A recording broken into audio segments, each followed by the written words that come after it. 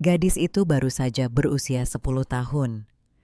Dia dijual oleh orang tua kandungnya sendiri ke rumah Adipati untuk menjadi istri dari tuan muda, monster yang dirumorkan. Mulai hari ini, benda ini adalah istrimu.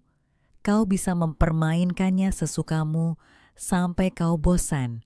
Suara Duchess penuh dengan penghinaan, seolah menyerahkan mainan sepele. Ciria marah sekaligus mengerucutkan bibirnya. Ibu mertua Anda sudah keterlaluan. Bagaimana Anda bisa mengatakan hal seperti itu kepada seorang anak? Hari ini Anda mengajari anak itu bermain dengan istrinya. Bagaimana jika nanti dia ingin bermain dengan orang tuanya? Ternyata gadis itu telah bertransmigrasi ke dalam novel yang pernah dibacanya menjadi Ciria, adik perempuan yang lemah dan tidak berguna dari pemeran utama wanita asli.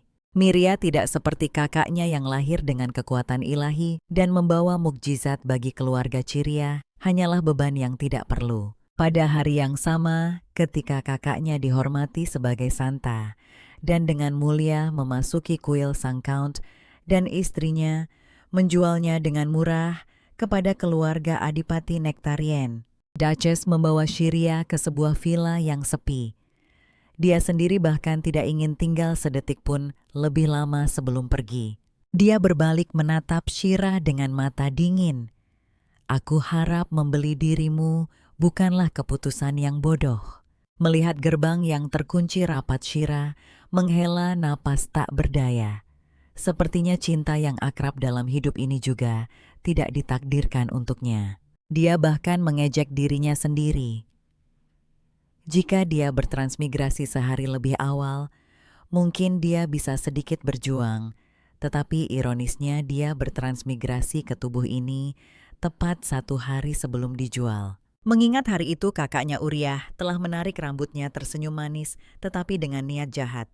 Sampah sepertimu akhirnya memiliki hari di mana kau bisa dijual demi uang. Memang kakak ini persis seperti yang digambarkan dalam novel. Seorang penjahat yang gila uang. Kau ciriakan. Suara lemah terdengar dari belakang. Maaf, kau harus menikah dengan seseorang sepertiku. Anak laki-laki itu tanpa sadar meremas ujung kemejanya, tidak berani menatap matanya. Shira menoleh. Anak laki-laki berambut perak, kurus dan pucat yang berdiri di depannya adalah calon suaminya, Kira Nectarian. Tapi siapa sangka anak laki-laki yang tampak tidak berbahaya ini akan tumbuh menjadi penjahat brutal, dengan keras kepala menyeret seluruh dunia ke dalam pertumpahan darah Raja Iblis Karen sejak lahir. Wajah Karen memiliki sisik ular yang aneh, dan di punggungnya lingkaran sihir penyegel yang tidak diketahui asalnya terlihat jelas. Biasanya lingkaran sihir harus dilemparkan oleh seseorang untuk terbentuk. Tapi bagaimana bayi yang baru lahir bisa dicap dengan sihir seperti itu? Cerita rakyat beredar dalam ketakutan bahwa dia adalah monster yang terbentuk dari ular yang memparasit janin manusia. Bencana yang harus disegel para dewa sebelum memasuki dunia. Duchess dan suaminya sangat meyakini hal ini. Akhirnya pada ulang tahunnya yang ke-9, mereka memenjarakannya selamanya di sebuah villa terpencil bernama Gua Ular. Mereka hanya sesekali mengirim beberapa mainan yang disebut hadiah. Kesendirian dan kebencian seperti racun memupuk jiwa Kieran yang bengkok seperti binatang buas yang terperangkap di sarang ular. Dia jatuh ke dalam jurang membenci segalanya dan akhirnya menjadi gila sepenuhnya. Dengan kejam membunuh semua orang di keluarga Duke, termasuk istrinya Ciria. Sebelumnya ada saudari yang jahat, setelahnya ada calon suami yang akan menjadi pembunuh. Ciria tak bisa menahan diri untuk tidak meratapi nasib tragisnya. Namun, dia tetap berjalan mendekati anak laki-laki itu dan dengan lembut menghiburnya. Tidak apa-apa, jika aku tidak datang ke sini situasinya mungkin akan lebih buruk. Mungkin aku bahkan tidak akan punya atap untuk berteduh dari hujan. Benarkah anak laki-laki itu memiringkan kepalanya? Mata emasnya yang polos dan indah membuat hati Cherry meleleh. Mungkin aku bisa merawatnya dengan baik. Mungkin masih ada waktu untuk mengubah segalanya. Kita berdua adalah orang-orang tanpa perlindungan orang tua. Jadi mari kita hidup bersama dengan rukun ya. Di mana kamarmu? Aku ingin melihat tempat kita akan tinggal bersama nanti. Karen tidak bergerak, tatapannya terpaku pada koper yang dipegangnya. Bolehkah aku membantumu membawanya? Cheerio sedikit terkejut. Ben tersenyum dan menyerahkan koper itu kepadanya. Kalau begitu, aku akan merepotkanmu. Tindakan sesederhana itu saja sudah membuat mata anak laki-laki itu langsung berbinar.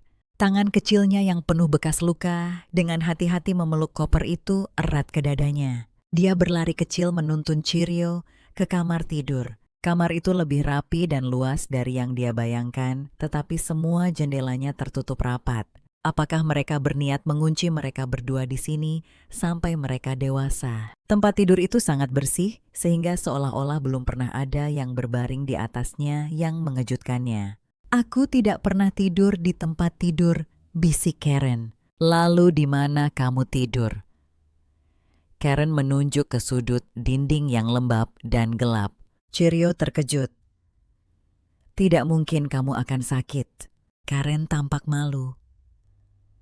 Tempat tidur itu terlalu besar. Cheerio tiba-tiba mengerti. Itu karena tempat tidur itu terlalu besar, sehingga dia tidur sendirian. Takut. Kalau begitu mulai hari ini kamu tidur denganku. Karen terdiam. Suaranya sedikit bergetar. Mengapa kamu memperlakukanku sebaik ini? Shirya bermaksud mengatakan itu karena mereka adalah suami istri, tetapi dia terlalu malu untuk mengatakannya. Karena kita adalah orang yang hidup bersama, tentu saja kita harus saling menjaga. Kamu juga bisa membantuku lebih banyak. Mulai sekarang, tempat di sampingku akan selalu menjadi milikmu. Karen sedikit merona. Dia perlahan naik ke tempat tidur, berbaring di samping Cheerio. Dengan hati-hati, seolah takut memecahkan mimpi. Bagaimana rasanya bersama? Kamu tidak akan takut lagi kan? Karen mengangguk malu-malu. Lalu aku harus memanggilmu apa? Aku Ciriamian. Mulai sekarang, tolong jaga aku. Tuan muda menatap mata emas berkilau anak laki-laki itu yang tampak penuh bintang Ciria menjadi semakin teguh dengan tujuannya. Mulai sekarang, tujuannya adalah membesarkan Kieran dengan baik, tidak membiarkannya tenggelam lebih dalam ke jurang selangkah demi selangkah. Mungkin keduanya akan memiliki masa depan yang cerah. Pagi-pagi sekali Kieran membuka matanya di bawah sinar matahari yang hangat. Pemandangan pertama yang dilihatnya adalah senyum cerah Cheerio bermandikan cahaya fajar. Tuan muda bangunlah. Ayo kita sarapan. Tapi di villa ini tidak ada koki. Bahan makanan dikirim secara berkala, tapi semuanya diletakkan di tempat yang terlalu tinggi untuk dijangkau keduanya. Cheerio diam-diam marah. Pengurungan adalah pengurungan, tapi tidak memberi cukup makanan. Aku benar-benar tidak bisa memaafkan ini. Pada saat ini dia melihat sebuah tongkat kayu dan sehelai kain di sudut dinding. Dia mendapatkan sebuah ide. Keduanya menggabungkan kekuatan dan akhirnya berhasil menarik makanan itu ke bawah. Cheerio berniat memamerkan keahlian memasaknya, tapi dia bahkan tidak bisa mengupas kentang. Pisau ini terlalu besar. Karen memperhatikan dalam diam lalu berbisik, Cheerio, biar aku saja yang melakukannya. Apa kau pernah memasak? Tidak, tapi kurasa mungkin aku akan memasak lebih baik. Cheerio melihat kentang yang bentuknya aneh di tangannya, lalu dengan patuh menyingkir. Melihat Karen beroperasi dengan terampil, Cheerio penasaran. Tuan muda, apa yang biasanya kau makan sebelumnya? Karen terdiam sejenak, suaranya menjadi semakin kecil. Aku tidak akan mengatakannya karena kau akan menganggapnya menjijikan. Melihat itu Cheerio berpikir dia tidak seharusnya bertanya lagi. Akhirnya sup sayuran itu selesai. Cheerio mencicipinya tanpa bumbu. Rasanya memang sangat tidak enak, tapi Karen memakannya dengan lahap. Ini benar-benar enak. Mendengar itu hati Cheerio terasa sakit. Dia tidak berani membayangkan bagaimana anak laki-laki itu telah menjalani hari-hari sebelumnya. Pada saat ini dia memperhatikan sisik ular di pipi Kieran. Menyadari tatapannya, anak laki-laki itu bertanya dengan cemas. Apa wajahku membuatmu tidak nyaman? Tidak karena kau terlalu imut. Syria mengulurkan tangan dan menepuk kepalanya. Makan yang banyak, kamu harus lebih besar dariku. Mata emas Karen berkedip. Tapi aku suka Syria lebih tinggi dariku. Syria tertawa. Kalau begitu mari kita berusaha bersama tumbuh dewasa bersama. Setelah makan Syria berlari ke perpustakaan, menuliskan barang-barang kebutuhan hidup. Dia tiba-tiba teringat adipati wanita telah memberinya gaun pesta yang bertabur permata berharga. Tapi itu terlalu berat. Tanpa bantuan pelayan dia tidak bisa memakainya. Semua jendela di villa ini terkunci rapat, terlihat glamor di luar, tapi sebenarnya hanya penjara yang indah. Tiba-tiba bel berbunyi di luar. Wajah Kieran langsung berubah. Seseorang datang, aku harus bersembunyi. Syria buru-buru meraih tangannya. Jangan takut, mari kita lihat siapa itu bersama. Mengatakan itu dia menarik Kieran dan berlari keluar. Keduanya bersembunyi di sudut tersembunyi, diam-diam mengamati. Sesaat kemudian gerbang terbuka dan beberapa pelayan masuk. Mereka tertawa dan berbicara, tapi kata-kata mereka sangat kasar. Tempat sialan ini sangat menakutkan, lebih baik biarkan saja membusuk, kata kepala pelayan. Nyonya baru saja mengirim gaun baru. Jika kita mengambil beberapa permata, tidak ada yang akan tahu kan? Pelayan lain khawatir. Tapi bagaimana jika... Takut apa monster itu berani mengadu? Mendengar percakapan mereka, Syria sangat marah. Tapi ini juga kesempatan bagus bagi mereka untuk menyelinap keluar. Baik Tuan Muda, mari kita manfaatkan kesempatan ini untuk keluar dan melihat-lihat. Karen sedikit ragu, tapi mereka tidak mengizinkanku keluar. Tidak apa-apa. Aku akan pergi bersamamu. Dengan dorongan Syria, Karen perlahan memegang tangannya. Kedua anak itu dengan cepat berlari menuju gerbang utama. Mereka segera menyadari penjaga sedang berjaga di luar pintu. Melihat dua anak mendekat, prajurit itu menghentikan mereka. Kalian tidak boleh keluar, silakan kembali ke dalam. Karen bersembunyi ketakutan di belakang punggung Syria. Syria memperhatikan postur prajurit itu, tampak kaku, jubahnya masih baru. Menduga dia mungkin rekrutan baru, dia menyerahkan daftar kepada prajurit itu. Aku butuh barang-barang ini, tolong siapkan untukku. Tapi prajurit itu menyuruhnya mencari para pelayan yang baru saja masuk. Mereka sibuk mencuri permata dari gaun pestaku. Aku khawatir mereka tidak punya waktu. Prajurit itu tidak percaya. Mereka adalah orang-orang yang dipilih langsung oleh Nyonya. Mereka tidak mungkin melakukan hal seperti itu. Syria melangkah maju, matanya jernih dan tegas. Apakah Anda menyiratkan bahwa saya berbohong? Melihat sikap gadis itu yang tak terbantahkan, prajurit itu terdiam sejenak. Dia menyuruh kedua anak itu menunggu di sana dan masuk ke dalam untuk memeriksa sendiri. Syria akhirnya mendapat kesempatan untuk mengamati villa ini dengan cermat. Siapa sangka tempat seindah ini disebut Gua Ular. Syria menatap Karen, melihatnya menikmati sinar matahari dan udara segar yang sudah lama tidak ia rasakan. Sudah berapa lama ia dikurung? Apakah ini pertama kalinya ia berada di luar sejak di penjara? Tapi mereka hanya bisa melihat. Jika mereka mencoba melarikan diri, mereka akan segera tertangkap lagi. Bunga-bunga di sini bermekaran dengan indah. Langit hari ini juga sangat biru. Tiba-tiba Karen mendongak dengan mata emasnya, suaranya jernih dan tulus. Tapi menurutku Syria bahkan lebih cantik. Wajah Syria memerah panas. Ia tidak menyangka akan dipuji di tempat ini. Aku harus mengucapkan terima kasih kan? Jadi Syria tersenyum berseri-seri. Terima kasih atas pujianmu. Tepat saat itu sebuah jeritan menyedihkan terdengar dari belakang. Aku tidak bersalah. Pelayan itu yang baru saja berniat mencuri permata berharga itu berlari mendekat dan berlutut. Nona Syria, tolong selamatkan aku. Aku benar-benar dituduh secara salah. Penjaga itu menatapnya dengan dingin. Aku menemukan permata berharga itu di gaun nona muda di dalam barang-barang pribadinya. Aku akan melaporkan ini kepada Duchess dan membiarkan mereka menghadapi hukuman. Pelayan itu gemetar, wajahnya dipenuhi ketakutan. Memohon bantuan Syria. Syria hanya perlu sekilas pandang untuk segera mengenali tindakan canggung ini. Saat ini rasanya seperti ejekan yang disengaja. Dia memperhatikan pola emas pada pakaian pelayan itu. Itu adalah simbol kuil, tapi mengapa orang-orang dari kuil bekerja sebagai pelayan di istana? Duke tidak punya waktu untuk berpikir lebih jauh. Kedua anak itu diundang kembali ke kamar oleh prajurit. Gerbang itu dikunci sekali lagi. Ciria bertanya pada Karen tentang identitas para pelayan itu. Mereka adalah orang-orang yang dikirim oleh kuil. Mereka sering sengaja membuat masalah untuk membuat ibuku marah, lalu menyalahkanku. Ciria terdiam. Penjara Kiran sebagian disebabkan oleh Duke dan Duchess, tetapi tekanan dari kuil juga sangat besar. Jadi, apakah balas dendamnya juga akan melibatkan kuil? Saat ini sepertinya dia masih tidak menyimpan dendam terhadap ibunya. Namun, Ciria telah bereinkarnasi sebelum novel itu berakhir. Dia tidak tahu bagaimana akhirnya, tapi dia tahu Kieran pasti akan menemui akhir yang tragis. Sementara itu, adik pemeran utama wanita Miria bersama dengan kuil tempatnya bernaung akan mencapai kejayaan.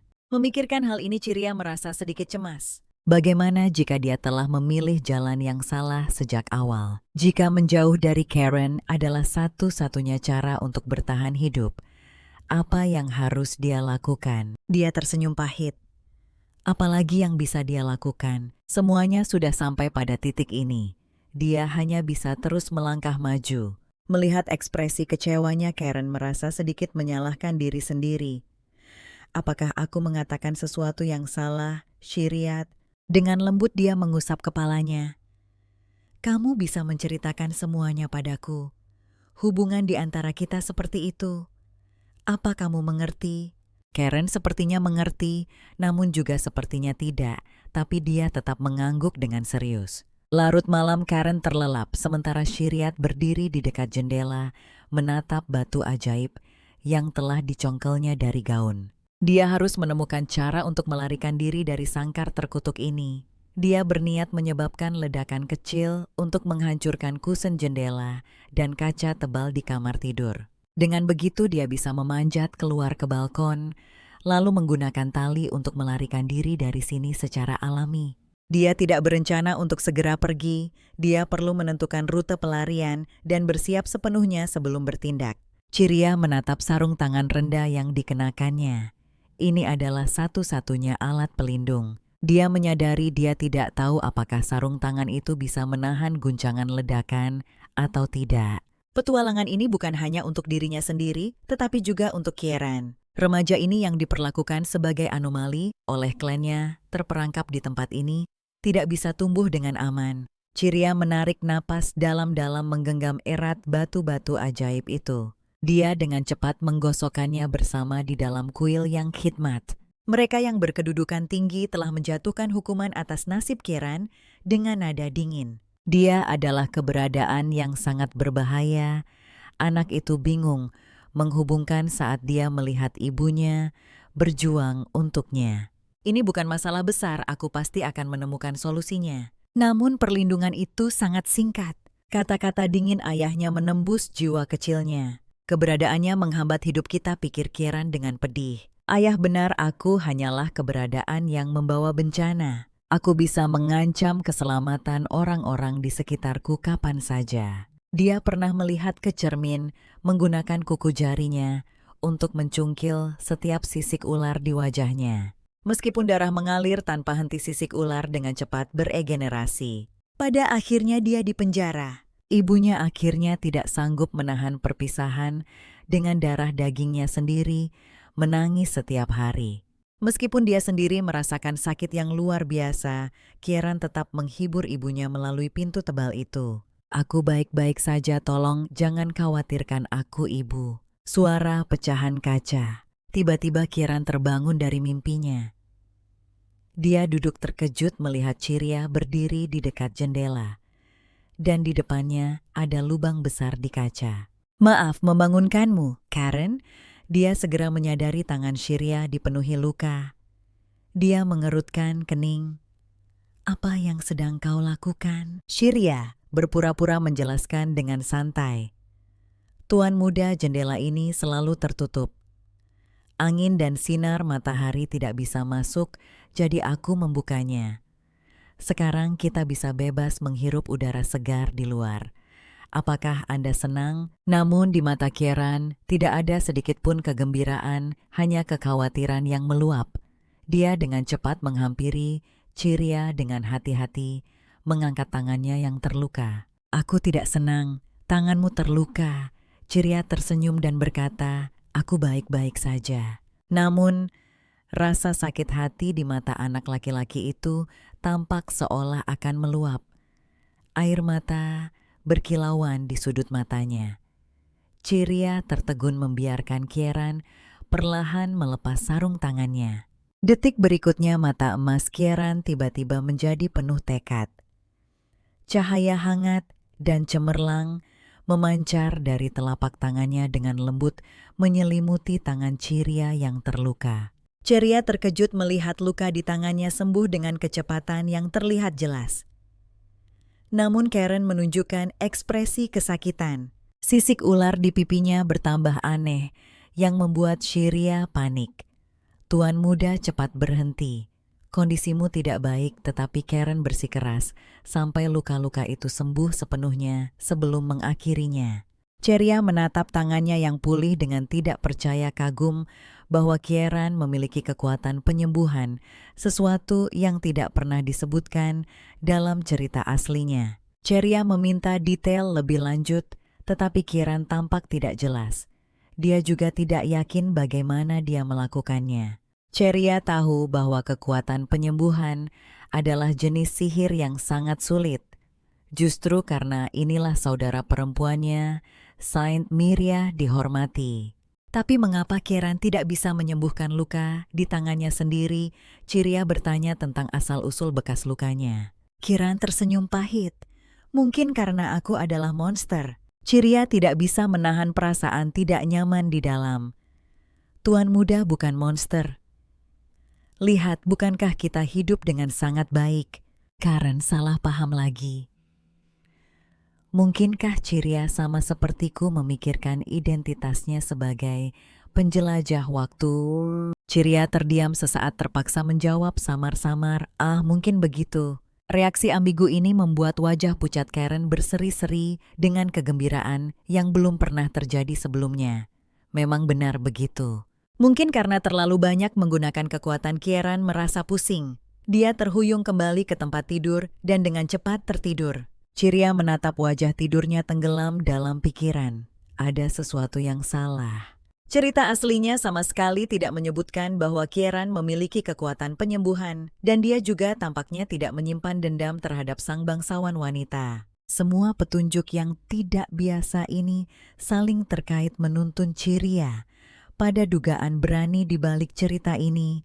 Adakah kebenaran yang sama sekali berbeda dari alur aslinya? Mendengar kabar bahwa permata pada gaun pestanya juga dicuri oleh pelayan Duchess yang selalu menghindari Karen secara pribadi, mengirimkan barang dan pakaian baru. Ini membuat Ciria senang sekaligus curiga.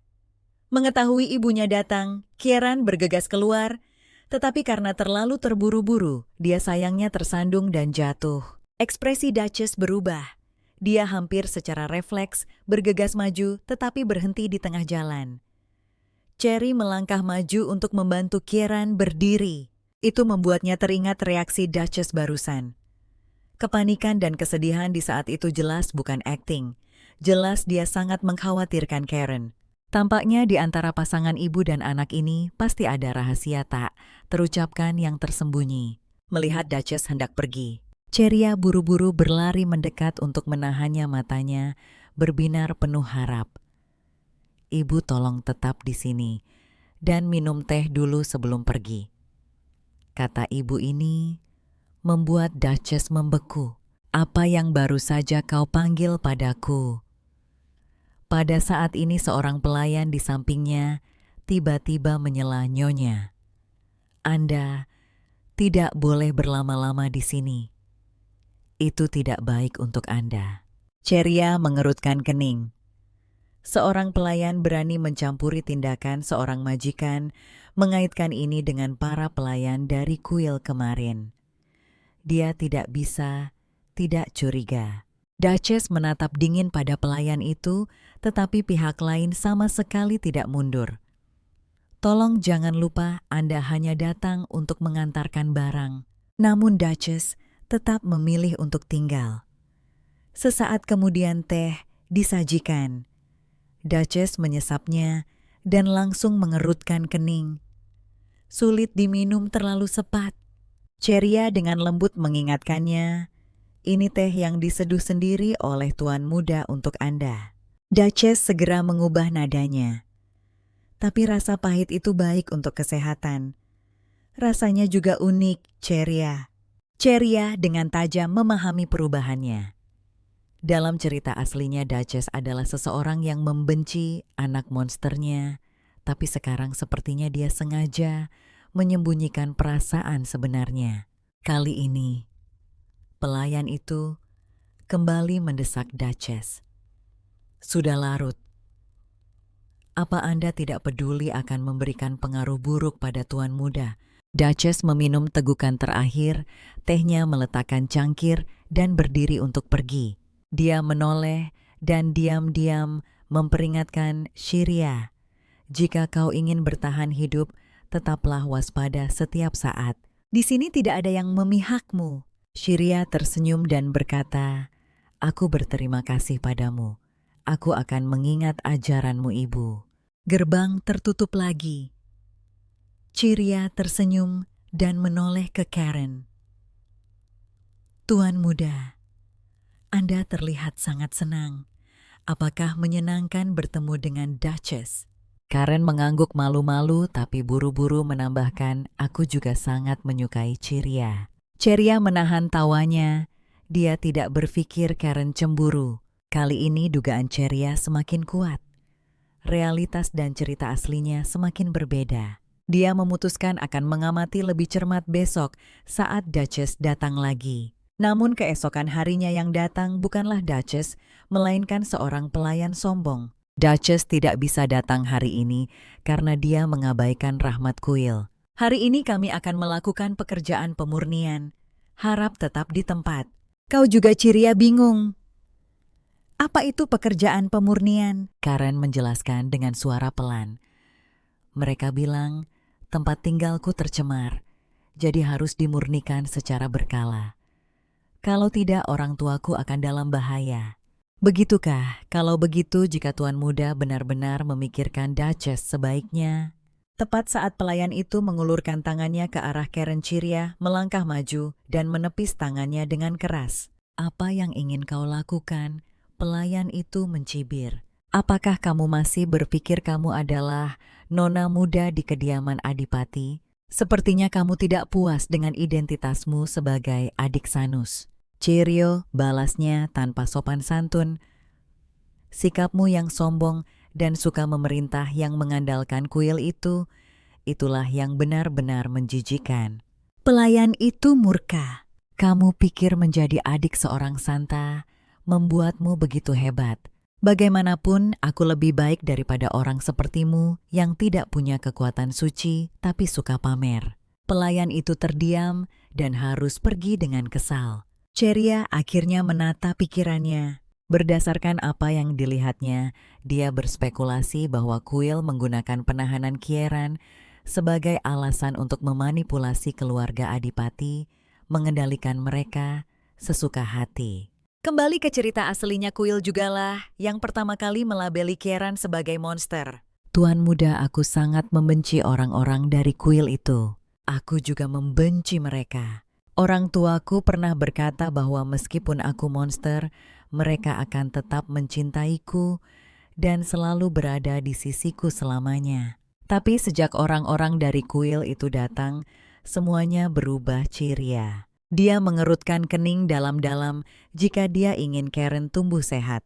Mereka harus meninggalkan sangkar ini jika mereka melarikan diri secara sembrono. Semudah membalik telapak tangan bagi kuil untuk menangkap mereka lagi, apalagi tanpa bukti. Mereka tidak bisa mengungkap kejahatan kuil. Karen akan kesulitan melarikan diri sendirian. Mereka perlu membujuk Adipati dan Adipati wanita untuk berpihak pada mereka. Tuan muda, Apakah kamu ingin pergi dari sini? Tentu saja, ayo kita pergi. Cheerios menyeringai, memperlihatkan senyum misterius. Mau bermain api denganku? Larut malam, saat semua orang terlelap api, tiba-tiba berkobar di villa terpencil itu. Asap dan kobaran api membangunkan pasangan muda itu. Mereka terpaksa mencari jalur evakuasi darurat dari balkon lantai 2. Namun, meskipun semua ini tampak seperti kecelakaan, sebenarnya itu adalah jebakan yang dirancang rumit oleh Cheeria. Tujuannya adalah untuk melarikan diri dari sangkar emas ini tanpa menimbulkan kecurigaan kuil. Saat itu Karen keluar sambil memegang tali. Semuanya telah diatur persis seperti yang dia instruksikan. Untuk menyalakan api, Cheeria telah memasang mekanisme sederhana. Hanya dengan menarik tali panjang batu ajaib di ujung lainnya akan menciptakan gesekan dan meledak membakar ruangan. Dia menyuruh Karen bersembunyi di belakangnya dan menarik napas dalam-dalam. Berhasil atau tidaknya tergantung pada ini. Cheeria menarik tali itu batu ajaib yang jauh itu bertabrakan dan langsung menyala. Api berkobar hebat di ruangan itu. Dia menghela napas lega. Baiklah, aku akan turun duluan, lalu aku akan menangkapmu. Dia memegang tali itu dan perlahan meluncur turun. Karena ini pertama kalinya dia melakukan ini, dia tidak bisa menahan rasa takut. Ini hanya lantai 2, tapi dia tidak menyangka akan setinggi itu. Dalam sekejap tangannya terpeleset menyebabkan tubuhnya tiba-tiba jatuh. Dalam sepersekian detik itu, saat dia tergantung di ujung tanduk aliran kekuatan emas yang stabil, menangkapnya menurunkannya dengan aman ke tanah. Saat Cheeria masih ketakutan, dia melihat Karen melompat langsung dari lantai 2 dengan gerakan rapi dan tegas. Ini mengejutkan Cheeria begitu muda, namun memiliki kelincahan yang luar biasa. Tepat saat itu gerimis mulai turun. Villa yang terbakar perlahan-lahan ditelan api. Cheeria bertanya setengah bercanda, setengah serius, aku membakar rumahmu. Apa kau mau bercerai? Apa yang harus kulakukan jika aku harus membayar ganti rugi? Karen mengerutkan kening dalam-dalam dan menjawab dengan tegas, sama sekali tidak. Sebuah kereta kuda datang. Sebelum kereta kuda berhenti sepenuhnya, Duchess masih dengan gaun tidurnya bergegas turun dengan panik memanggil nama Karen. Mungkin penjaga villa telah menemukan api sepagi itu. Cheeria mendorong Karen pelan, cepat pergi. Melihat punggung anak laki-laki itu saat dia berlari menuju ibunya Cheeria, tiba-tiba merasakan seseorang di belakangnya. Dia melihat seorang pria berambut perak dengan mata emas berdiri di tengah hujan memegang payung dan menatapnya dari atas. Apa kau tidak terluka? Suara pria itu dalam dan dingin. Cheeria menggelengkan kepalanya. Saat ini dia tiba-tiba menyadari pria itu kehilangan lengan kirinya. Jadi dia pasti ayah Kiran Duke Mainlich Nectarian. Dia dulunya adalah pendekar pedang suci termuda dalam sejarah kekaisaran dan penguasa de facto kota malam yang terkubur ini. Meskipun kemampuannya luar biasa, dia jarang disebutkan dalam cerita aslinya. Jika bukan karena kehilangan lengannya, kekuatannya mungkin jauh melampaui bahkan para pemeran utama pria. Dan kecelakaan di mana dia kehilangan lengannya itu dikabarkan berhubungan dengan kuil. Duke menyerahkan payung kepada Cheeria, lalu membungkuk untuk menggendongnya. Ujung payung tidak sengaja menyentuh kepala Duke, menyebabkan Cheeria buru-buru meminta maaf. Duke tetap memasang ekspresi tenang. Tidak apa-apa, berkatmu aku jadi benar-benar terjaga. Tepat saat itu suara adipati wanita yang tercekat terdengar. Ibu aku tidak bisa mendekatimu. Aku akan menyakitimu. Ini semua salahku. Ibu yang sangat ia rindukan berada tepat di depannya, namun ia tidak berani memeluknya. Ini membuat Kieran merasa sangat kecewa. Meskipun ia menjelaskan bahwa ia sepenuhnya sehat, adipati wanita tetap tidak berani mendekatinya melihat ini. Cheeria meminta adipati untuk menurunkannya, lalu ia mengambil payung dan berlari ke sisi Kieran. Ia memegang payung di atas kepalanya. Tuan muda, hati-hati, atau nanti kau masuk angin. Aku benar-benar baik-baik saja. Ciria dengan lembut memeluk bahunya. Kau tidak perlu bersikap kuat di depanku. Bahuku memang tidak lebar, tapi cukup kokoh untuk kau sandari. Tapi Karen masih sangat kecewa. Hujan semakin deras. Kepala pelayan tiba tepat waktu membawa payung untuk Adipati. Nyonya, sudah waktunya untuk kembali. Tapi Adipati wanita tetap linglung duduk di tanah. Shirley melangkah maju dan memanggil ibu mertua. Ia dibentak, "Jangan panggil aku begitu."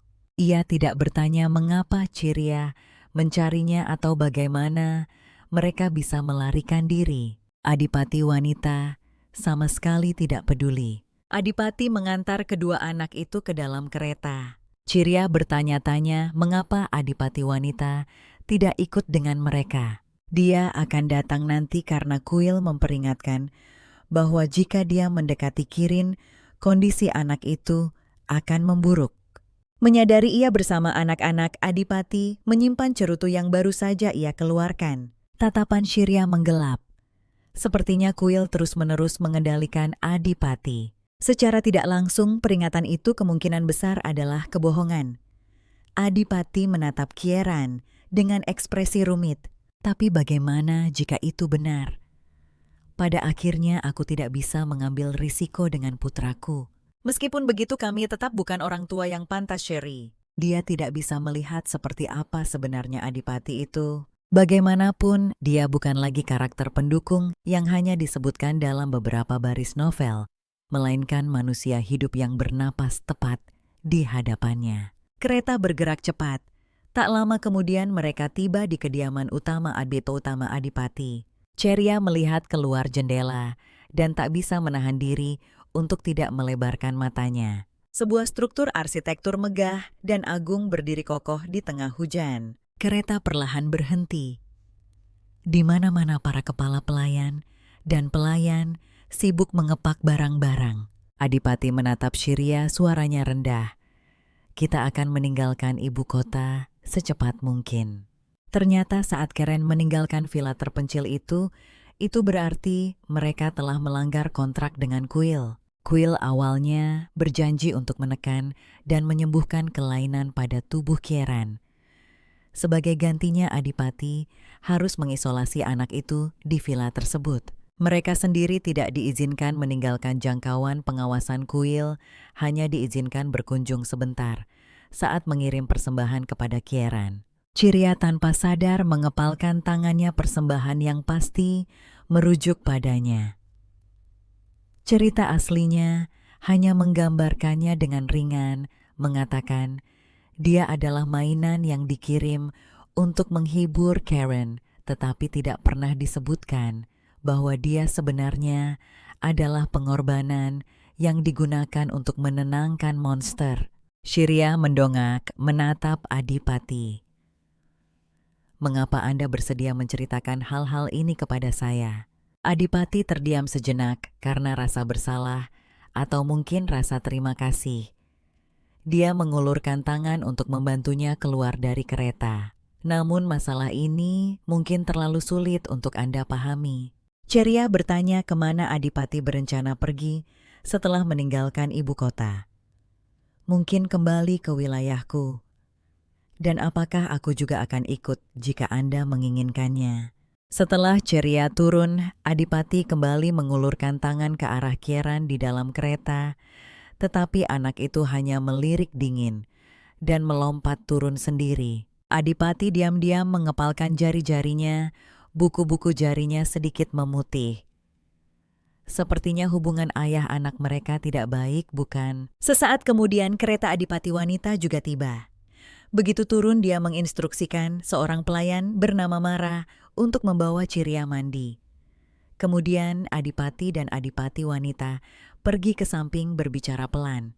Ciria samar-samar mendengar. Mereka sangat tidak puas karena kuil belum mengirim Santa untuk menyembuhkan Karen, tetapi mengingat pemahaman Ciria tentang saudari Santanya, bahkan jika Paus ingin mengirimnya dengan kepribadian muria, dia tidak akan patuh.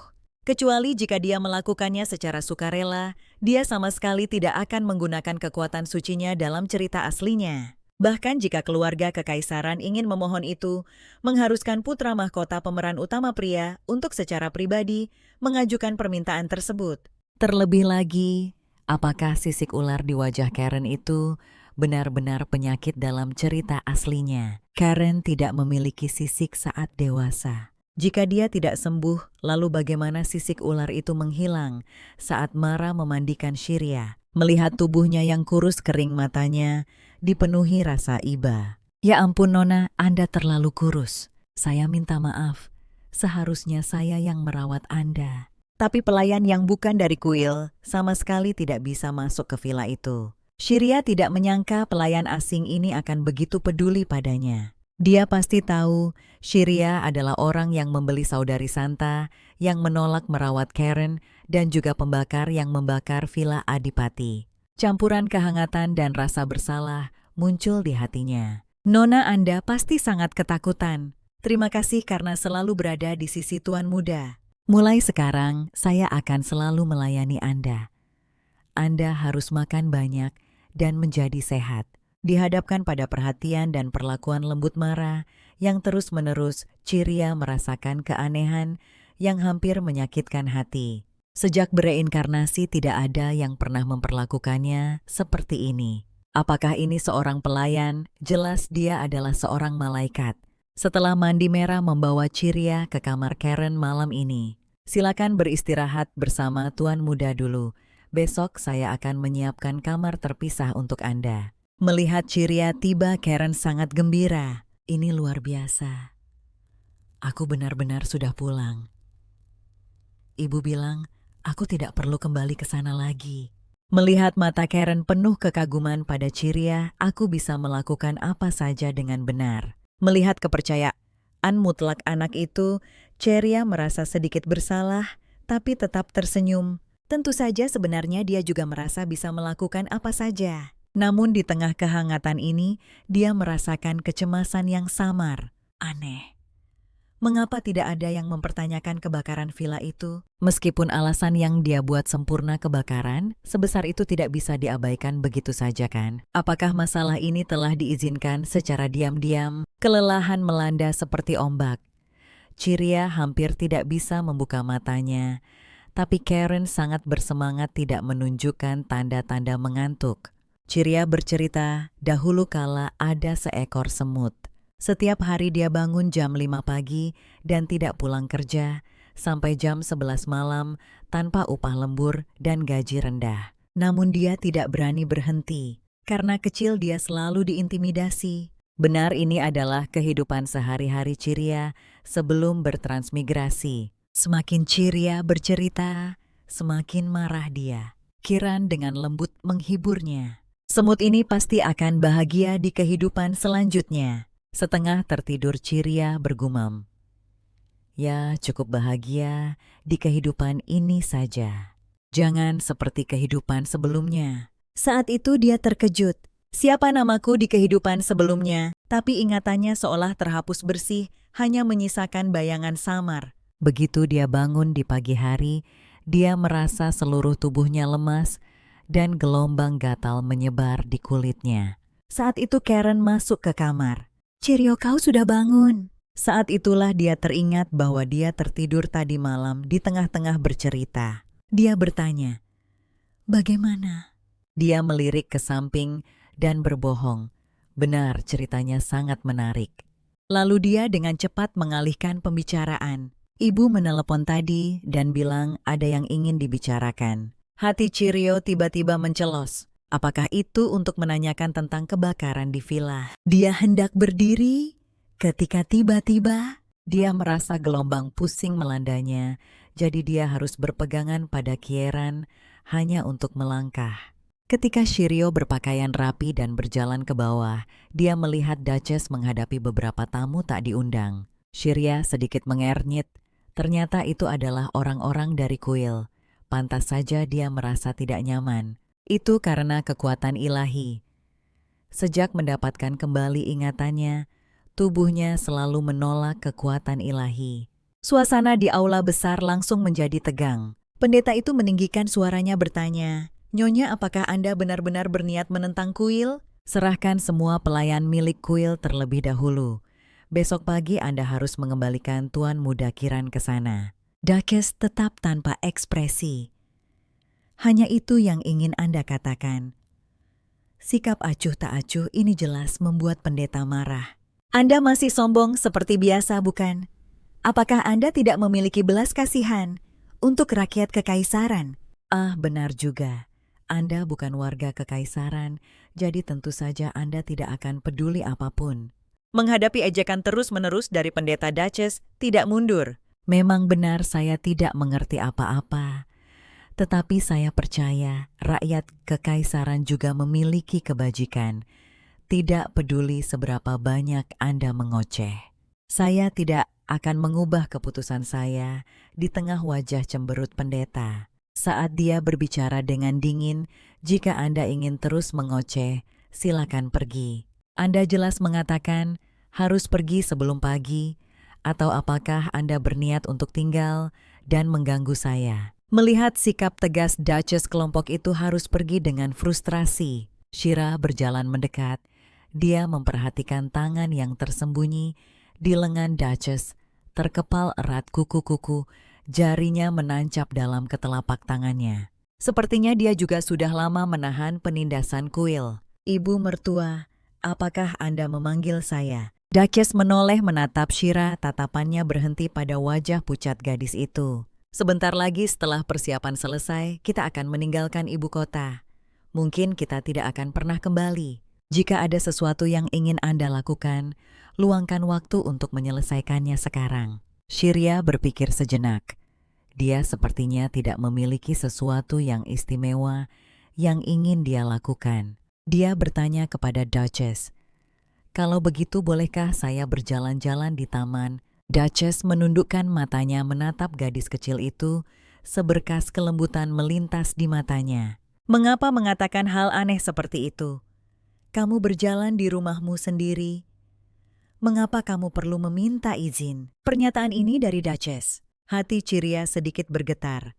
Sikapnya terhadapnya tidak lagi sedingin sebelumnya. Apakah dia benar-benar telah diterima oleh keluarga ini? Setelah Duchess meninggalkan Kiran, Shira dengan penasaran bertanya apa yang sedang dilakukan anak itu. "Aku harus menghafal wajah para pendeta itu. Ketika aku besar, nanti aku akan memberi mereka pelajaran yang setimpal." Shira tersenyum puas. "Itu sangat terpuji, aku pasti akan mencincang mereka semua." Kalimat ini membuat ekspresi Shira berubah. Dia buru-buru menasihati Karen untuk tenang. "Kita sudah bersusah payah mengeluarkanmu dari sarang ular itu. Mengikuti jalan penjahat tidak akan berhasil. Jika kamu membunuh para pendeta itu akan membawa bencana besar." Tapi Karen terlihat sangat sedih. "Tapi aku mendengar mereka mengatakan mereka berharap ibu cepat mati." Kata-kata ini membuat Shira terbakar amarah. Berani-beraninya mengutuk orang tua di depan anak kecil. Ingin bertindak itu boleh saja, asalkan tidak ada yang tahu, mungkin tidak masalah. "Oh tidak, bukan begitu. Kamu masih terlalu muda.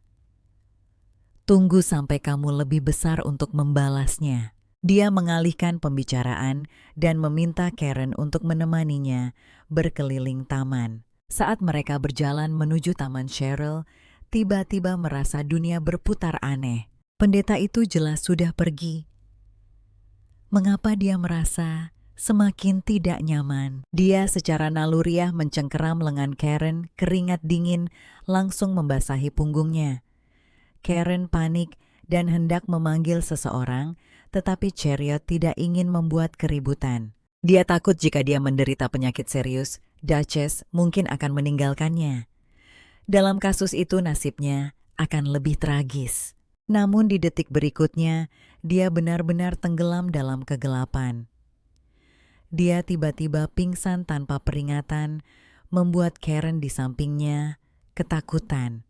Ketika Shira perlahan membuka matanya, dia mendapati dirinya terbaring di tempat tidur. Duchess yang biasanya bersikap dingin padanya, duduk tenang di samping tempat tidur. Shira tiba-tiba terbangun sepenuhnya. Dia ingat pingsan tiba-tiba saat berjalan di taman bersama Kieran. Dia bertanya dengan cemas kepada Duchess, "Di mana Kieran?" Dia sudah dibawa kembali ke kamarnya untuk beristirahat, tapi dia sangat ketakutan barusan. Ciria merasa sangat bersalah. Dia bisa membayangkan kepanikan Karen saat itu, tapi bahkan dia tidak mengerti mengapa dia tiba-tiba pingsan. Melihat ekspresi serius, Duchess hatinya terasa berat. Apakah dia benar-benar menderita penyakit serius dan akan ditinggalkan? Saat Ciria tenggelam dalam pikiran Duchess, menghela napas. "Maafkan aku, itu kelalaianku. Aku lupa bahwa kamu berbeda dari Karen. Mulai sekarang aku akan bertanggung jawab atas perawatanmu. Mungkin kamu membutuhkan pengasuh yang layak seperti Viscount Rose." Kata-kata ini membuat Ciria tertegun. Dia mengira tidak diusir saja sudah cukup beruntung. Dia tidak menyangka Duchess akan meminta maaf padanya. Jelas sekali dia hanyalah seorang anak yang dibeli dengan uang. "Ini Elena, dokter pribadi Duke. Dia memberimu pemeriksaan menyeluruh saat kamu koma. Kami menemukan kondisimu sama sekali tidak optimis. Kamu mungkin tidak akan bertahan melewati tahun depan." Wajah Ciria langsung menjadi serius. Bagaimana mungkin? Ciria dalam cerita aslinya jelas hidup sampai dewasa. Bagaimana aku bisa hidup melewati tahun depan? Kini Duchess mengusap dahinya tanpa daya. "Dalam kondisimu saat ini aku khawatir kamu tidak akan sanggup menempuh perjalanan ke wilayah itu." "Duchess, aku sanggup." Ciria buru-buru berjanji takut ditinggalkan.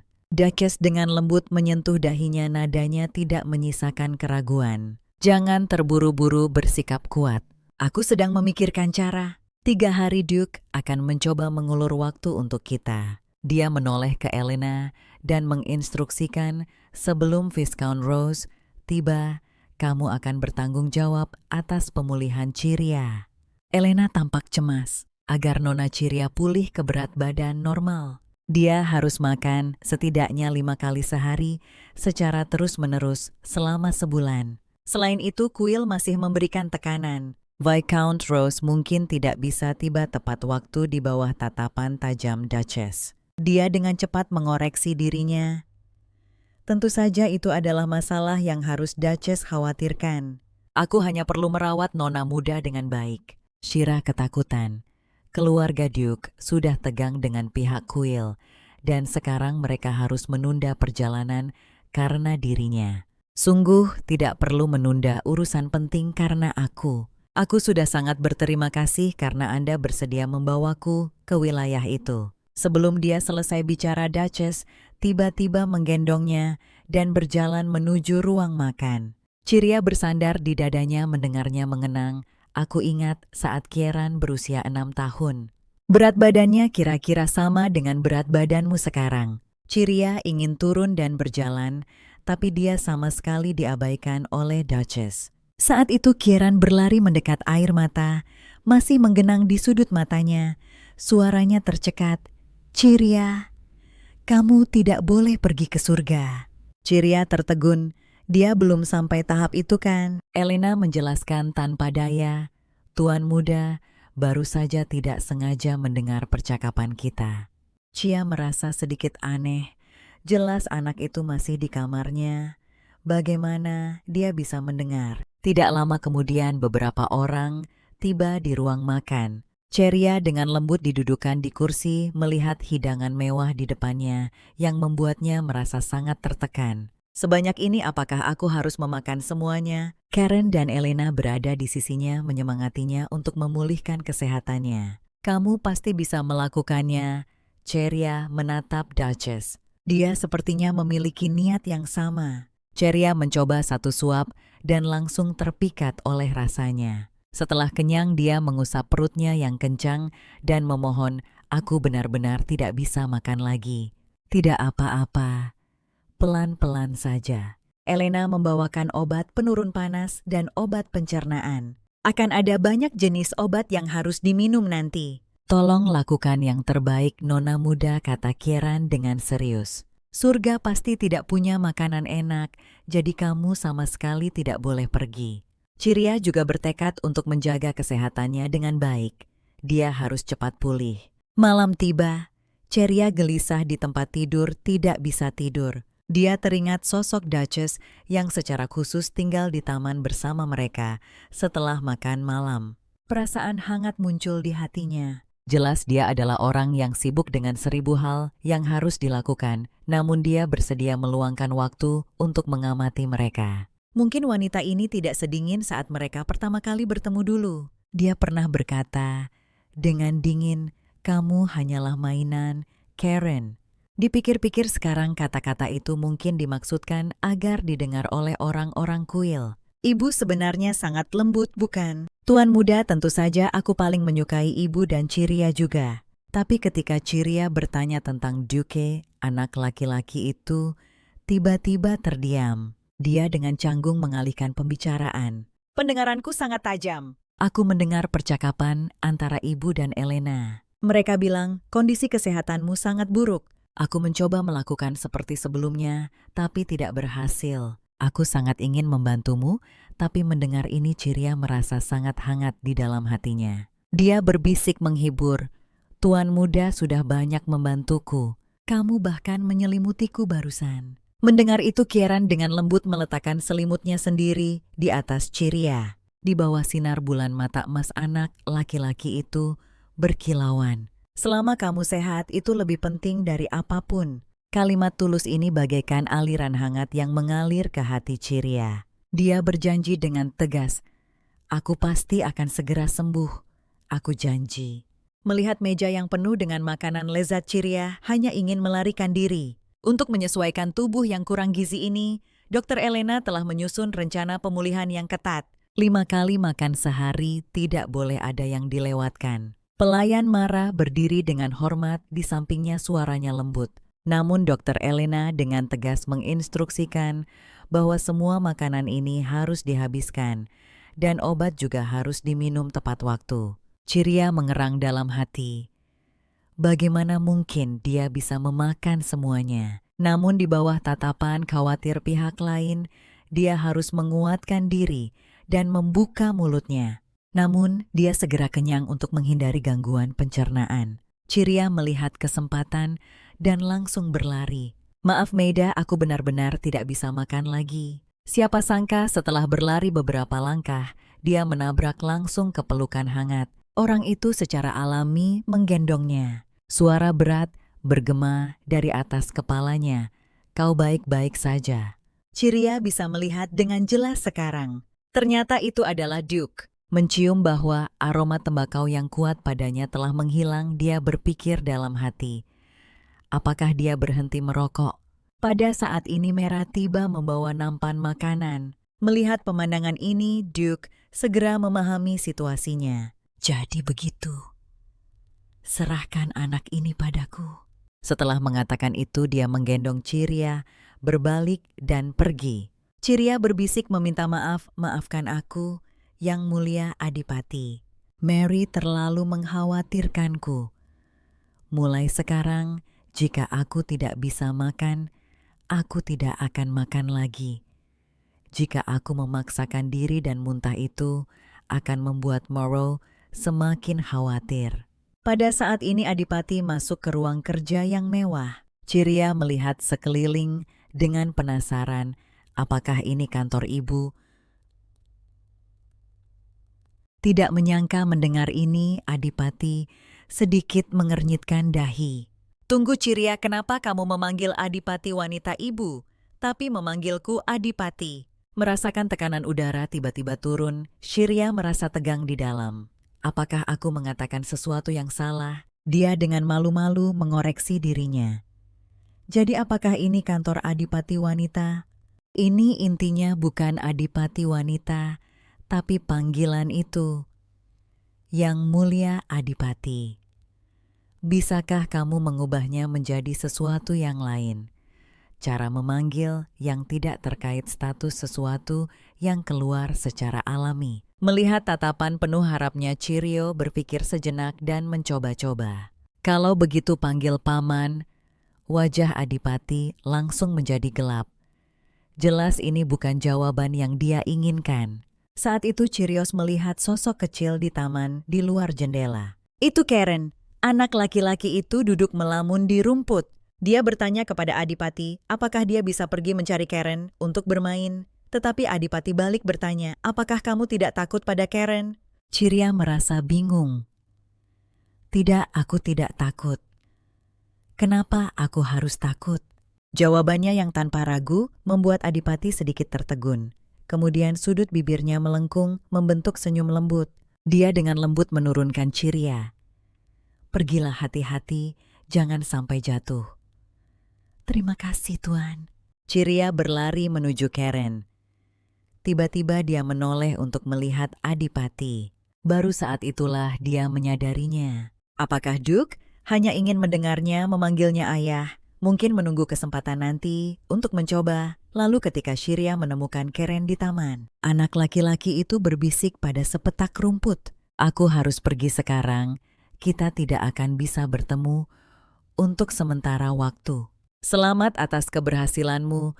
Berganti kulit kamu tidak perlu membantuku mencari makanan lagi. Mendengar ini Ciria tiba-tiba teringat Karen tidak pernah menyebutkan bagaimana dia bertahan hidup di gua ular. Mendengar langkah kaki anak laki-laki itu berbalik. Melihat dia ketahuan, Ciria berjalan mendekat. Kamu sedang berbicara dengan siapa? Barusan. Ya tapi dia sangat pemalu jadi dia tadi. Ciria melihat gundukan tanah kecil dan lubang di kaki anak laki-laki itu. Apakah itu semacam hewan? Dia duduk di samping Karen. Kita akan pergi ke wilayah Duke. Apakah kamu tidak akan merindukan teman-temanmu? Tidak apa-apa. Aku punya banyak teman di taman bunga dan hutan di sana. Anak laki-laki itu tersenyum cerah. Lalu tampak sedih sesaat, tapi aku tidak akan diizinkan masuk hutan lagi. Bagaimanapun, semua orang sangat takut padaku. Hati Ciria terasa sakit, tapi Karen tersenyum cerah.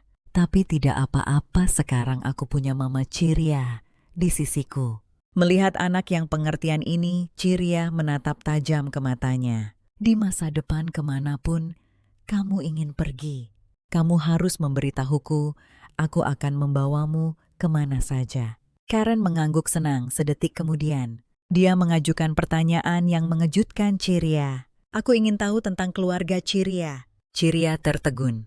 Bagaimana? Dia harus memperkenalkan keluarganya yang payah itu kepada Karen, orang tua Count dan Countess yang hanya memikirkan cara mengeksploitasi anak-anak mereka demi kekayaan dan status, dan saudari Sang Santa yang menyandang reputasi sebagai penjahat dalam cerita aslinya. Ciria tiba-tiba menyadari bahwa kelemahan terbesarnya adalah keluarganya. Begitu dia memiliki pijakan di kediaman Duke, mereka pasti akan menempel seperti lintah memaksanya untuk membalas apa yang disebut pengasuhan itu. Tapi Ciria tidak tahu bagaimana menjelaskannya kepada Karen. Namun keheningannya menyebabkan Karen salah paham. Melihat anak laki-laki itu menundukkan kepalanya karena kecewa, Ciria buru-buru menjelaskan, aku sangat membenci keluargaku. Hubungan kami juga tidak baik.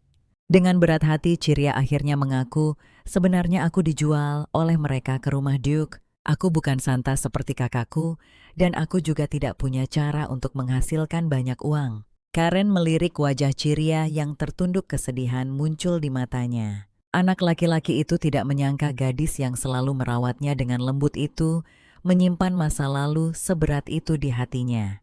Dia baru saja akan mengatakan sesuatu. Dia tiba-tiba diinterupsi oleh pelayan marah yang berlari mendekat.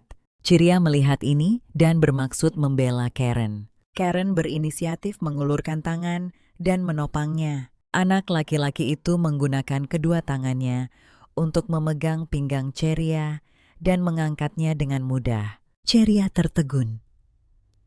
Jelas dia masih anak-anak. Tapi mengapa dia begitu kuat? Mira berjalan mendekat dan menggenggam tangan Ciria erat-erat. Nada suaranya penuh rasa bersalah. Aku hanya fokus ingin nona muda cepat pulih, tapi mengabaikan perasaanmu. Aku minta maaf.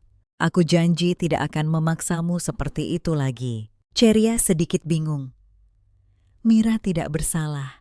Aku sungguh sangat berterima kasih atas perhatianmu. Tolong jangan berkata begitu. Terima kasih sudah memaafkanku ya, Nona. Mara kemudian berkata, tolong ikuti aku. Ada sesuatu yang ingin kutunjukkan padamu. Mara menuntun Ceria ke kamar tidur mewah dengan furnitur kelas atas dan dekorasi indah, semuanya memancarkan suasana nyaman. Ini kamar pribadimu. Apa kau menyukainya? Ceria mengangguk-angguk penuh semangat dan terus-menerus. Ini bukan loteng tidak ada sapu dan sarang laba-laba, dan tentu saja tidak ada tikus dan kecoa. Mendengar Ceria berkata begitu, Mara merasa semakin sedih. Hal-hal seperti itu seharusnya tidak ada di dalam kamar. Hari-hari seperti apa yang telah dilalui nona muda sebelumnya, dia membungkuk dan memeluk Ceria dengan lembut. Di kediaman Duke, hanya hal-hal baik yang akan terjadi. Aku juga akan berusaha sekuat tenaga untuk melindungimu, nona muda. Semuanya akan baik-baik saja. Ceria bersandar di bahu Mira.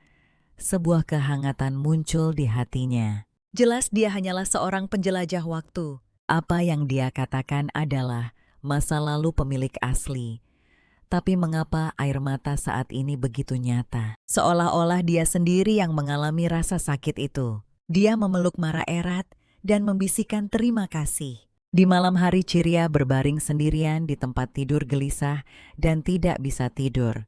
Kenangan dan emosi pemilik asli terus berdatangan. Berpikir dengan cermat, dia tidak lagi mengingat dengan jelas penampilannya sebelum transmigrasi. Apakah dia secara bertahap menyatu dengan identitas ini? Dia bangkit dari tempat tidur dan membuka koper satu-satunya barang bawaan dari negara bagian. Sekeping koin emas jatuh dari dalamnya. Ini adalah uang yang dia perjuangkan mati-matian untuk dicuri. Mari kita gunakan uang ini untuk membeli hadiah bagi semua orang untuk membalas kasih sayang Duchess, Lord, Duke, dan Karen.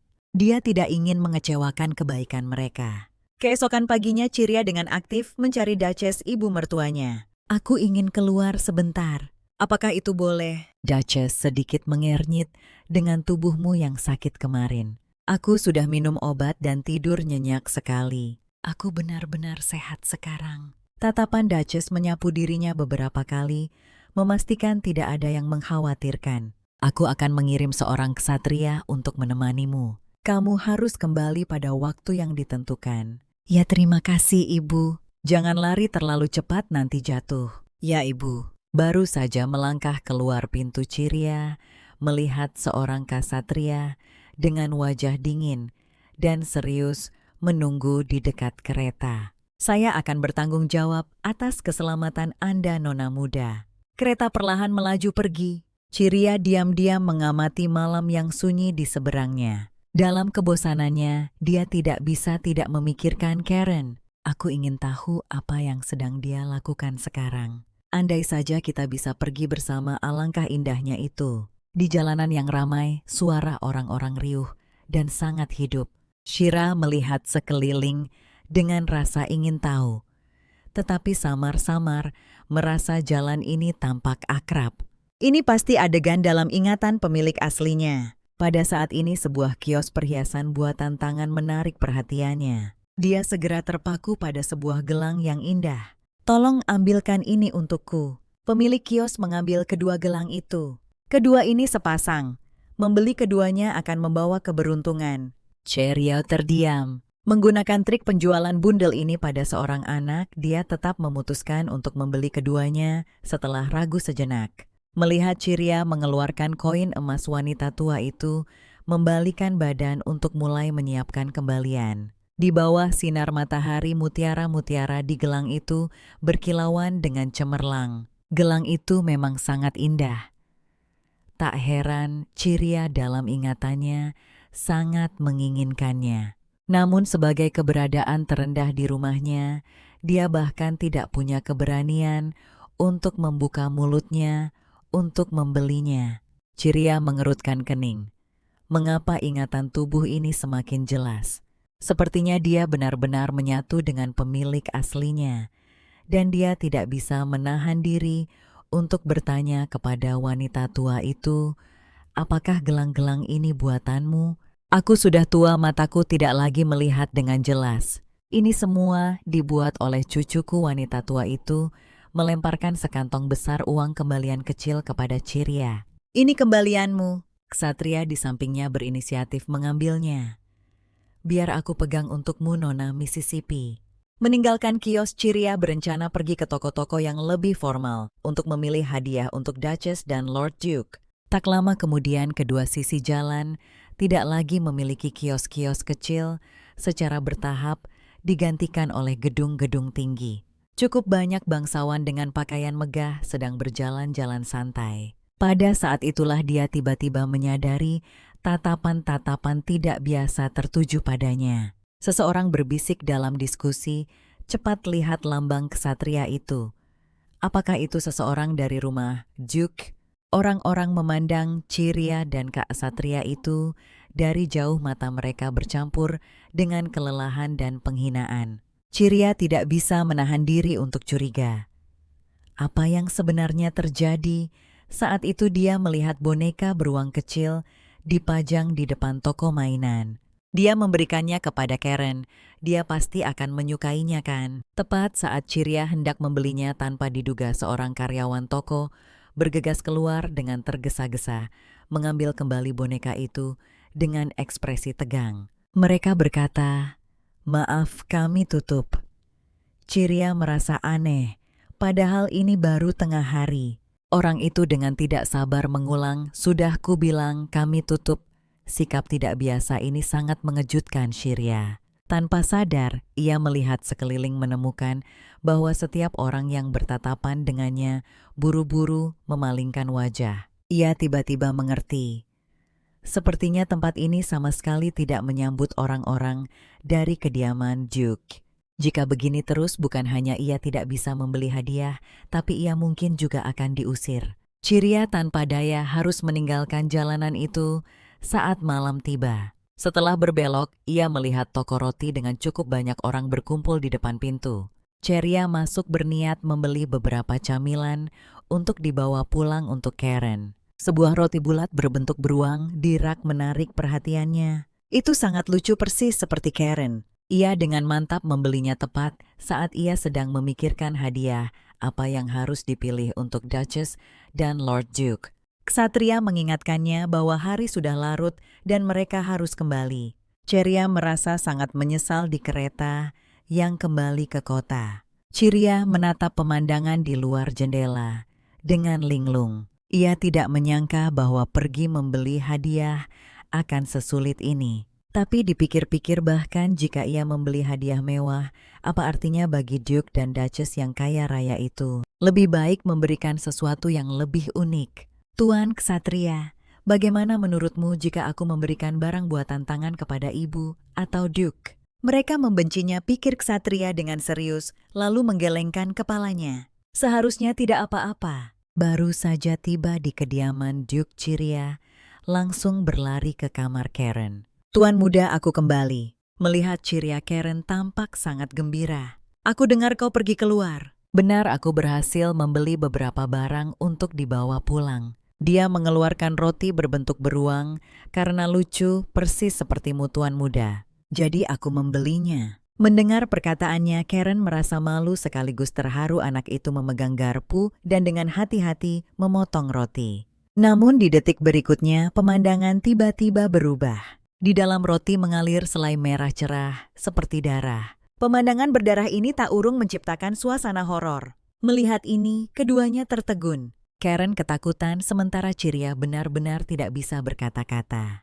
Untungnya roti itu rasanya sangat enak dan mereka tetap dengan senang hati berbagi dan menghabiskannya. Pada saat ini Ciria mengeluarkan hadiah yang telah disiapkannya untuk Karen. Itu adalah tali simpul yang dia rajut sendiri dengan tangan di dalam kereta. Karena Ciria tidak memiliki kesempatan untuk belajar dan bersosialisasi seperti kakaknya tumbuh besar dengan tenang di loteng, merajut tali simpul adalah satu-satunya hobi dan penghiburnya selama waktu yang panjang dan tak berujung itu. Dia sedikit malu. "Saat ini aku hanya bisa memberikan barang-barang buatan tanganku sendiri. Tapi saat aku dewasa nanti, aku pasti akan membelikanmu hadiah baru yang mahal. Karen dengan sungguh-sungguh menerima tali simpul itu, menggenggamnya erat di tangannya. Aku sangat menyukai ini. Aku akan menyimpannya sampai mati. Tidak, bahkan jika aku mati, aku akan selalu menyimpannya. Kamu tidak perlu seperti itu. Bahkan jika kamu membuangnya, aku tidak akan marah. Tapi Karen membalas dengan serius, tapi ayah mengatakan hal yang sama, lalu dia terus merajuk selamanya. Ceria diam-diam mencatat kepribadian Adipati yang sulit teringat. Dia masih belum menyiapkan hadiah untuk Adipati wanita dan Adipati. Ceria dengan cemas mencari Adipati wanita. Ibu aku kembali. Barusan aku ingin mengunjungi tuan muda dan memberinya hadiah. Cherry tergagap, tidak tahu bagaimana memulainya. Sebenarnya aku juga ingin memberimu hadiah ibu, tapi aku belum memikirkan sesuatu yang cocok. Kilatan kejutan melintas di wajah Adipati wanita. Kamu benar-benar berpikir untuk memberiku hadiah. Ceria mengeluarkan gelang sisa yang dia beli, bahan biasa, desain sederhana. Hari ini, aku hanya bisa membeli ini. Tidak apa-apa, berikan padaku. Ceria membuka matanya lebar-lebar karena terkejut. Ibu berstatus bangsawan ini tidak meremehkan barang semurah itu. Adipati wanita mengenakan gelang itu dengan lembut membelai manik-manik di atasnya, matanya penuh kepuasan.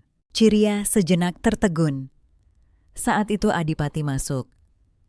Aku dengar Ceria memberi hadiah kepada Adipati wanita. Dia langsung bertanya dengan penuh harap. Jadi mana hadiahku? Apa yang ditakutkan Ceria telah terjadi. Jika Adipati tahu dia belum menyiapkan satupun, dia pasti akan marah lagi. Benar saja, melihat ekspresi canggung Ceria, wajah Adipati langsung berubah. Jangan bilang tidak ada, Ceria buru-buru menjelaskan. Ini masih dalam persiapan. Aku pasti akan memberikannya besok. Baiklah, kalau begitu aku akan percaya padamu. Kali ini mengatakan. Itu dia berbalik dan berjalan pergi, punggungnya tampak memancarkan kekecewaan. Ceria berdoa dalam hati. Dia berharap Adipati tidak akan berharap terlalu banyak. Bagaimana jika hadiah itu tidak menyenangkan hatinya dan dia menjadi lebih marah? Pada saat itu Duchess angkat bicara untuk menghiburnya. Duke sangat menyukaimu. Jangan terlalu tertekan. Apapun yang kamu berikan, dia akan sangat senang. Ceria sangat tersentuh mendengar ini. Lagi pula, aku tidak bisa membeli sesuatu yang lebih baik dari apa yang sudah kita miliki. Meskipun pernyataan ini sangat praktis, itu memberi Ceria sedikit lebih banyak kepercayaan diri. Keesokan paginya Ceria memegang tali simpul yang dia rajut semalaman. Mengetuk pintu ruang kerja Duke. Dengan hati penuh kecemasan, Duke sedikit terkejut melihatnya. Kenapa kamu di sini? Ini sudah hampir waktu sarapan. Ceria menyerahkan hadiah tulus itu dengan kedua tangan. Ini adalah hadiah yang aku janjikan kemarin. Ayah mengubah panggilan dari Lord Duke menjadi ayah. Duke jelas terdiam sejenak. Dia terdiam beberapa saat sebelum mengulurkan tangan untuk mengambil tali simpul yang indah itu, memeriksanya dengan saksama. Aku tidak menyangka kamu benar-benar langsung menyiapkannya. Setelah sudut bibirnya melengkung ke atas, wajah dinginnya merekah menjadi senyum berseri tanpa sedikit pun kesedihan. Terima kasih, Ceria tertegun. Kekhawatiran dan ketidakamanan dari semalaman akhirnya lenyap sepenuhnya. Bukan apa-apa asalkan ayah menyukainya. Berpikir untuk meninggalkan ibu kota besok untuk pergi ke wilayah Duke. Ceria berbaring di tempat tidur gelisah dan tidak bisa tidur. Hatinya dipenuhi campuran penantian dan kecemasan. Dia memutuskan untuk bangun dari tempat tidur dan pergi keluar mencari udara segar. Tiba-tiba dia merasakan nyeri tumpul di dadanya. Namun menurut Dokter Elena, tubuhnya jauh lebih sehat daripada saat dia pertama kali tiba. Itu mungkin bukan sesuatu yang perlu dikhawatirkan. Pada saat itu dia melihat sesosok tubuh berdiri di taman. Itu adalah sang Duchess. Dia berdiri sendiri di bawah cahaya bulan yang dingin, seluruh tubuhnya bermandikan aura suci oleh bulan. Dia menatap lekat-lekat sebuah lempengan bundar di tangannya, tenggelam dalam pikiran. Ciria mendekat. Ibu Anda belum tidur. Sang Duchess juga mengenali Ciria. Seharusnya aku yang menanyakan itu padamu. Aku tidak bisa tidur. Pandangannya tertuju pada benda di tangan sang Duchess. Dia selalu merasa nyeri di dadanya, berhubungan dengan benda itu. Apakah itu karena kekuatan ilahi di dalamnya? Sang Duchess memandang ke arah mansion yang tenggelam dalam malam. Suaranya bernuansa kesedihan berkata, "Begitu kita memasuki wilayah itu, Karen akan dipenjara lagi." Aku bertanya padanya mengapa, tapi dia bilang itu adalah pilihannya sendiri. Baginya wilayah itu tidak lebih dari sarang ular lainnya. Cherry terdiam sejenak, akhirnya memberanikan diri bertanya, "Bagaimana dengan Santa? Apa Anda benar-benar tidak berniat mengundangnya? Jika Tuan Muda diobati oleh Santa, mungkin dia akan pulih. Bagaimanapun juga aku adalah adik Santa. Ketika Count membawaku ke sini, dia menyebutkan tindakan jahatku yang menerjang Santa dan mencengkeram kerahnya." Tapi Cherry sedikit terdiam. Itu adalah pembelaan diri yang bisa dibenarkan. Duchess sedikit melengkungkan bibirnya. "Jika aku bilang aku tidak pernah berniat memanfaatkanmu, aku akan berbohong. Tapi pada akhirnya kami memutuskan apakah kau adik Santa atau bukan. Kami tidak akan memanfaatkanmu. Jika kami melakukan itu, apa bedanya kami dengan keluarga Count?" Sebuah kehangatan melonjak di hati Ciria. Aku pernah berpikir untuk memaksakan ini. Anus untuk datang, tapi Karen bilang itu tidak akan berguna. Dia memberitahuku bahwa yang bisa menyembuhkan monster hanya bisa monster lain. Ciria terkejut. Dia tiba-tiba teringat saat mereka berada di gua ular. Karen pernah bertanya padanya, "Apakah karena kita sejenis, makanya kau memperlakukanku dengan baik?" Saat itu dia hanya menjawab dengan santai. Dia tidak menyangka anak laki-laki itu percaya itu benar. Aku sama sekali tidak mengerti apa maksudnya. Tapi mungkin mengumpulkan monster lebih berguna daripada mencari muka dengan orang-orang di kuil. Duchess meremukkan piring bundar di tangannya, nadanya penuh amarah. Entah itu segel sihir atau apapun, selama kutukan pada Kieran menghilang, kuil tidak akan pernah bisa mengendalikan kami lagi. Dia menoleh menatap Ciria dengan mata lembut. Saat itu tidak ada lagi yang akan mengkritikmu karena menyerang Santa. Ciria berdiri membeku. Dadanya merasakan sakit yang sama sekali berbeda dari sebelumnya. Dia tidak menyangka bahwa di dunia ini satu-satunya yang memberinya kehangatan adalah orang-orang di kediaman Adipati. Tapi dia tahu bahwa dalam novel aslinya, setiap dari mereka akan mati di tangan seorang maiden. Kieran menyadari ekspresi aneh Ciria, mengira dia demam lagi. Ciria menggelengkan kepalanya dan secara aktif menggenggam tangan yang lain. Wanita dari keluarga kerajaan yang jatuh ini, yang putranya dicap monster, namun tetap kuat dan tidak takut menunjukkan kelembutan, adalah pilar sejati kediaman ini. Terima kasih sudah menerimaku. Aku juga akan melakukan yang terbaik untuk Kadipaten. Ciria membuat resolusi tegas. Dia sama sekali tidak akan membiarkan mereka menderita akhir yang tragis seperti dalam novel aslinya. Sang Adipati wanita tertawa. "Sungguh mengejutkan. Kukira kau akan memohon agar kami mengirimmu ke keluarga lain." Ciria mengangkat kepalanya dan menatap lurus ke matanya. "Aku suka tempat ini. Aku menyukaimu, Ibu. Sepanjang hidupku, aku belum pernah melihat orang secantik dirimu."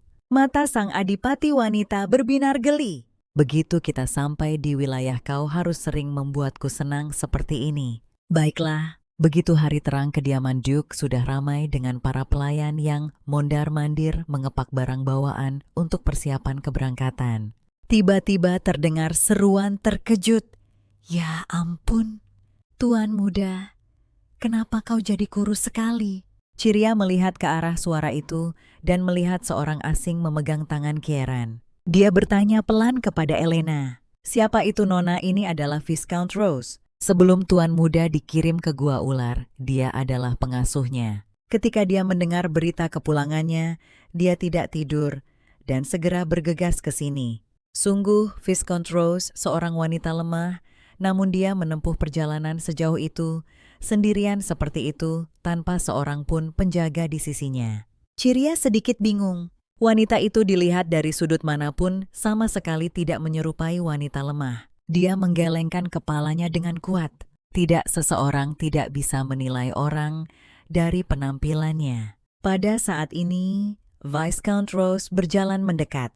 Setelah bertukar sapa dengan Elena dengan lembut mendorong Ciria maju. Nona Ciria ini adalah Viscount Rose. Mulai sekarang dia juga akan membantu merawatmu. Ciria membungkuk patuh, tetapi di dalam hatinya dia selalu merasa orang ini membawa perasaan aneh yang tak terlukiskan. Rose tersenyum ramah. Senang bertemu denganmu, Nona Ciria. Saya sudah mendengar tentang situasi Anda. Saya menantikan untuk bekerja sama dengan Anda di waktu mendatang. Pada saat itu Ciria melihat mata Rose tiba-tiba memerah. Rasa dingin menjalar di tulang punggungnya. Aneh sekali, novel aslinya sama sekali tidak ada karakter ini.